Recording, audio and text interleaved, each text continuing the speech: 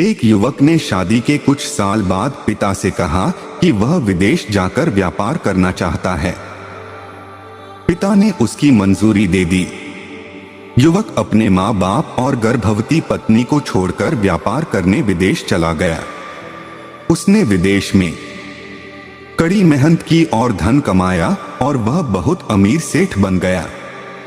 लगभग 15 वर्ष धन कमाने में बीत गए तो उसे वापस घर लौटने की इच्छा हुई। पत्नी को पत्र लिखकर उसने आने की सूचना दी और जहाज में बैठ गया। वह सेठ कुछ दिनों बाद अपने नगर पहुंचा। नगर के एक चौराहे पर ही उसने देखा कि एक व्यक्ति एक बोर्ड के साथ खड़ा था। उस बोर्ड पर उसने लिख रखा था, बेशकीमती ज्ञान के सूत्र।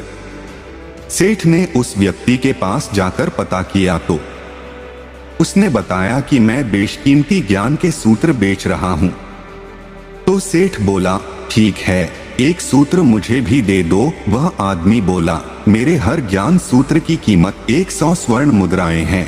सेठ को यह सौदा महंगा तो लगा, लेकिन उसने एक ज्ञान सूत्र खरीद लिया।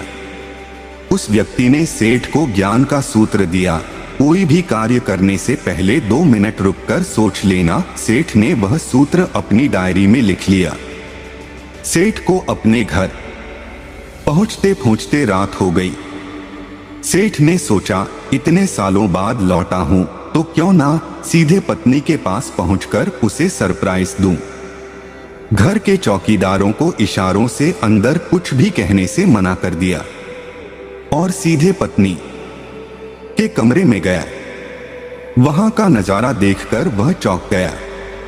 उसने देखा कि उसकी पत्नी के साथ एक युवक सोया हुआ था। यह देखकर सेठ गुस्से से आग बबूला हो गया। वह सोचने लगा कि मैं परदेश में उसकी चिंता करता रहा और यह यहां अन्य पुरुष के साथ सो रही हैं। आज मैं इन दोनों को जिंदा नहीं छोड़ूंगा। वह गुस्से से अपनी तलवार निकालकर दोनों पर वार करने ही जा रहा था। इतने में उसे 100 स्वर्ण मुद्राओं के बदले जो ज्ञान सूत्र खरीदा था उसकी याद गई कि कुछ भी कार्य करने से पहले 2 मिनट सोच ले। वह 2 मिनट सोचने के लिए रुका।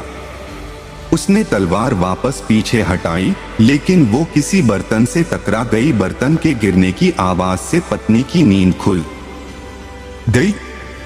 आंख खोलते ही उसने अपने सामने अपने पति को देखा तो वह बहुत खुश हो गई और बोली, आपके बिना जीवन सुना सुना था। इंतजार में इतने वर्ष कैसे निकले यह मैं ही जानती हूँ। पत्नी ने इतना बोलकर पास सोए हुए युवक को उठाते हुए बोली, बेटा उठ जा, तेरे पिताजी आए हैं। युवक उठकर जैसे ही पिता को प्रणाम करने झुका तो माथे की पगड़ी सेठ के पैरों में गिर गई। उसके लंबे लंबे बाल बिखर गए।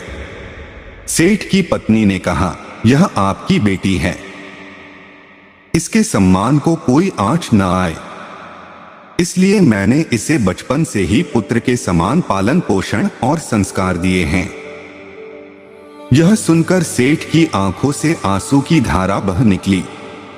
उसने पत्नी और बेटी को गले लगा लिया और सोचने लगा, यदि आज मैंने उस ज्ञान सूत्र पर अमल नहीं किया होता तो आवेश में आकर कितना अनर्थ हो जाता। मेरे हाथों से मेरा ही निर्दोष परिवार खत्म हो जाता। दोस्तों, इस कहानी से यही शिक्षा मिलती है कि जल्दबाजी में आकर कोई निर्णय न लेवे, क्योंकि जब हम आवेश में होते हैं तो हमें अच्छे बुरे का ख्याल नहीं रहता है। इसलिए गुस्सा होने की स्थिति में कोई भी निर्णय ना लें। कुछ देर रुके और दिमाग ठंडा होने दें और फिर सोचें कि क्या सही है, क्या गलत है। आशा करता हूं कि कहानी अच्छा लगा होगा, तो लाइक शेयर करना ना भूलिए। चैनल पर नए हैं तो चैनल सब्सक्राइब कर लीजिए। पूरी कहानी सुनने के लिए धन्यवाद।